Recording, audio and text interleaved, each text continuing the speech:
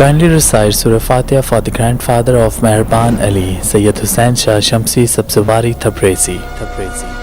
امام علی علیہ السلام کی خدمت میں ایک شخص آیا اور دست ادب کو جوڑ کے عرض کرنے لگا، یا علی، جس طرح سے انسان مرتے ہیں ان کی روح قبض ہوتی ہے، کیا ویسے جنات بھی مرتے ہیں ان کی روح بھی قبض ہوتی ہے؟ بس یہ کہنا تھا تو امام علی علیہ السلام نے فرمایا، اے شخص، یاد رکھنا ہر نفس کو موت کا مزہ چکھنا ہے۔ اللہ نے اس زمین کے لیے 4 فرشتوں کو یہ ذمہ داری دی کہ وہ اللہ کی خلقت کا روح قبض کریں، ان میں سے 3 ایک کے ماتحت ہیں۔ تو وہ کہنے لگا، یا علی، وہ 4 فرشتے کون سے ہیں؟ امام علی علیہ السلام نے فرمایا، پہلا فرشتہ حضرت عزرائیل علیہ السلام، جس کو اللہ نے یہ ذمہ داری دی کہ وہ انسانوں کا روح قبض کرے۔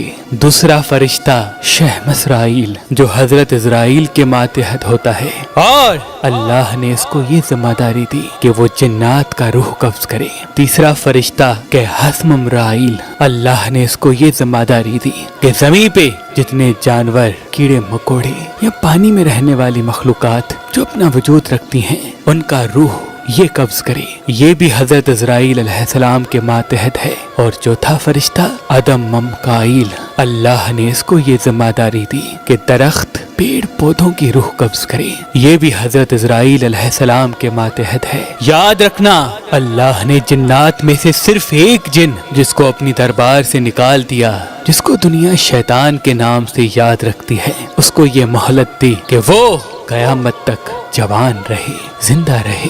تو وہ کہنے لگا، یا علی، شیطان کی عمر کتنی ہے اور وہ کتنا لگتا ہے؟ امام علی علیہ السلام نے فرمایا، شیطان کی عمر اس نہج پہ اللہ نے روکی ہے جہاں وہ جوان بھی ہو اور سمجھدار بھی، جس کی مثال انسانی زندگی کے حساب سے 30 سے 32 سال کے درمیان ہے۔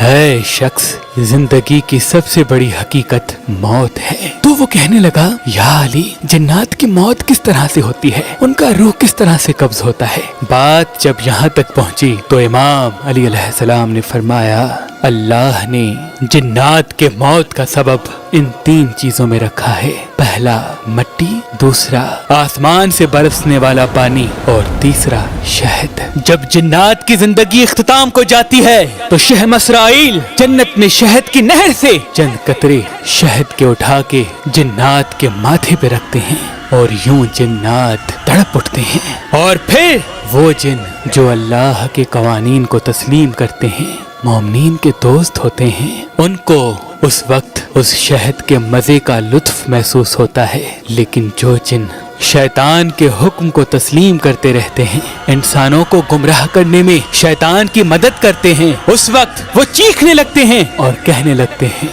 کہ ہم نے اپنے آپ پہ ظلم کیا، ہم نے شیطان کی بات مان کر اپنے ساتھ ہی بہت برا کیا۔ اس وقت شیطان دور سے ہنستا رہتا ہے اور یوں جنات کی روح شہ مسرائیل قبض کر لیتا ہے۔